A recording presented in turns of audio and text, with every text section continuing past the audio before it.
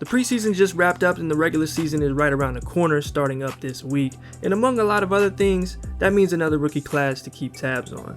Preseason has given us a pretty good feel of the situations and rotations, and this class does feel a little easier to predict than in years past. That usually means a lot will go in a different direction. Like last year, we'll try to get this Rookie Watch series up periodically, talk about some of the specifics of what's going on with the first year guys, and hopefully the Rookie of the Year race is interesting as well, though it'll probably be very difficult to top what we had last year.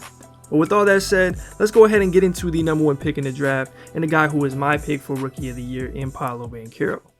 I'm sure you guys have heard me say it before, but I love this Orlando front court. Paolo Franz Wendell just gives you so many options, and in the flashes that we've seen it in the preseason, I think they're going to be really tough to stop regardless of who else is out there with them. It's been interesting to watch how the Magic have used Paolo so far. He's done a lot of initiating, running pick and rolls. You know, there's a lot of pull-up jumpers in there, some that you obviously like and he's capable of, but other times you want to see him use his size a little more and get a few more easy looks, but I like how he's moved off the ball too. I think they figure it all out, and he's ultimately too talented not to produce some of, if not the best numbers in the class. So Paolo takes his place on the all-rookie first team and remains my overwhelming favorite for Rookie of the Year at the moment.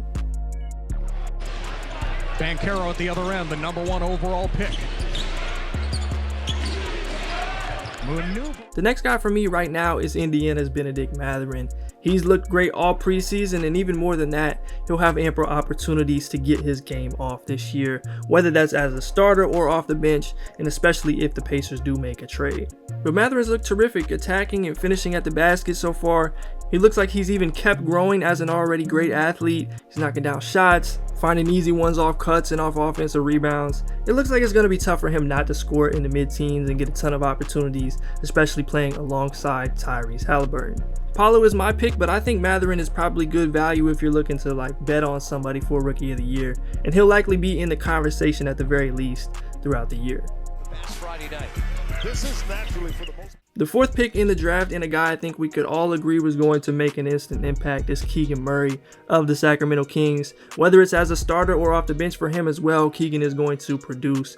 I've been really impressed at just how well he shot the ball both in Summer League and in the preseason, and that alone is going to take him fairly high if it holds. He's always finding a way to get easy buckets. He'll take advantage of the opportunities created by Sabonis and Fox. He's going to compete defensively. I think he's a shoo-in for the all-rookie team, and he should also be in the thick of the Rookie of the Year convo as long as his role allows him for that type of ceiling, for what's often a raw stat-driven award. I like the energy the Kings are bringing, and let's say their record ends up a little better than we expect. That'll also only work in Keegan's favor. These last couple spots on the first team feel a little trickier, but Jabari Smith takes one on the first team despite having everyone down on him after Summer League. He sprained his ankle after having a great preseason debut against the Spurs, knocking down threes, making plays defensively, but he should be good to go to start the year. I just think he's going to have a ton of opportunities to shine this year and get easy looks from his teammates that'll help him succeed. And again, despite his reputation being stained, he was the third pick for a reason and still provides a lot of value despite some of his shortcomings, or at least things that'll take a while in his game to develop. Worst case, I think he'll be on the second team, but for now, going into the season, I like him on the first. And the last pick on the first team is Detroit's Jaden Ivey. Ivey's athleticism has continued to be unbelievable, especially in the open floor, and that's going to lead him quite a ways in his first season. But I've also liked how he's looked in the pick and roll. He's made a lot of plays for his teammates just with that first step alone.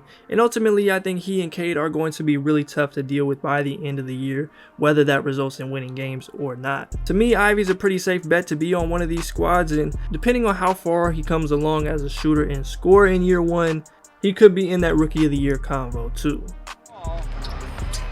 Break full space, Bayes in the corner. Instead, Ivey out front and a wide open. Find out. As soon as we find out, we'll let you know. Now let's get into the second team. This guy has been excellent in preseason, excellent in Summer League, and he was one of my favorite players to watch last year, and that is Jalen J-Dub Williams of the Oklahoma City Thunder. He's the guy I think you can make a case for being on this first team going into the season, and should Shea or Josh Giddey miss any significant time, that might just be inevitable. Regardless of if that happens or not, he's one of those players who finds a way to make an impact with or without the ball, whether that's a timely cut, spotting up for three, or running pick and rolls and making plays there. there. He's making something happen, and he's brought it pretty consistently defensively too. I'm excited to watch him throughout the year, and he's the perfect ready for the league pick for all rookie. And again, for all intents and purposes, you can make him the 6th first team guy at the moment. Tari Eason is my second pick on the second team. He was great in the preseason, putting up over 17 a game and rebounding like a madman as well. There have been questions about him even being in the rotation to start the year, but I think that would be such a hustling backwards move by Silas that he'll quickly be in there. Tari's energy, defense, and knack for finding the rim by any means is evident and deserves to be explored. I don't think I've ever been more annoyed by a pre-draft narrative than the one with the Tari low IQ noise, so I'm glad to see him out there making it happen as the 17th pick, and I think we see that continue throughout his rookie season. Barnes, the outlet to Eason, who fills the lane. The next guy is New Orleans' Dyson Daniels. I don't know just how much he'll play as a rookie. They have a lot of solid players on that bench already. I think New Orleans is going to be scary good if they get any semblance of health, but what he brings defensively might just get him on the court earlier than we would have thought, especially at that size. He's already been an absolute menace on that end in his preseason action, getting stocks like it's nothing. He's made plays offensively too, and the shot looks good. If Dyson was on a different team, this would probably be a lock just based on what we've seen, but because the minutes might be tougher to come by, that's where my hesitation comes from. But out of all the other options, I'm willing to bet on him. Side out. Had a good. The 13th pick in the draft, Jalen Duren, makes the cut as well. I think you could go in a million different directions for these last couple spots, but Duren's already looked great on the glass in his preseason minutes, averaging over 18 rebounds per 36 minutes. I think he'll get his share of buckets off that offensive glass and as a lob threat. And then defensively, he's already shown off some of what he can do with the blocks and staying in front of quickly a couple times on the perimeter. He's still got some things to work on, and he might not have a starting role, but he'll definitely be well in the big rotation at just 18 years old and making a noticeable impact for Detroit, and that gets him a spot on this team. And finally, OKC's Ousmane Dieng finishes it off. There's going to be a good share of highs and lows for him in year one, but I think he's going to get consistent opportunity to learn on the fly. And we've already seen him getting more confident by the minute in preseason action. He put up about 11 a game, he hit some threes, made an impact on both ends in some capacity, and you like to see it. He's really close to 7 feet tall, moving like that, and those type of flashes make him an excellent long-term prospect and someone I'm willing to bet on putting up good numbers on a lower end but frisky OKC squad this year. Offensively, I said everybody on this team Dieng to fade away over Jakob. I'm really confident in Jalen Williams and Tari Eason being on the second team, but you can make a very good case for a lot of players in those last couple spots. I think Jaden Hardy will have a say if he can somehow crack that rotation. Christian Koloko feels like a good pick, but I couldn't just yet take him over anyone else. You've got Shaedon Sharpe, Marjon Beauchamp, Nikola Jovic, Jeremy Sohan, Jake LaRavia, or David Roddy in Memphis. Maybe even Andrew Nembhard or Jamal Cain out in Miami. I think they'll all have their say in this in some fashion as well. As usual, this is just based on NBA readiness and actually having the opportunity to play more than it is long-term NBA success. For example, Moses Moody barely played in year one, whereas a guy like Austin Reeves is an important rotation piece in LA immediately. That's just how it goes sometimes. But that's all I've got for this one. This is how I see the Rookie of the Year rankings coming into the year. But if you enjoyed this video, please be sure to leave a like, subscribe if you are new, and comment down below your all-rookie teams or who you think is winning Rookie of the Year and why.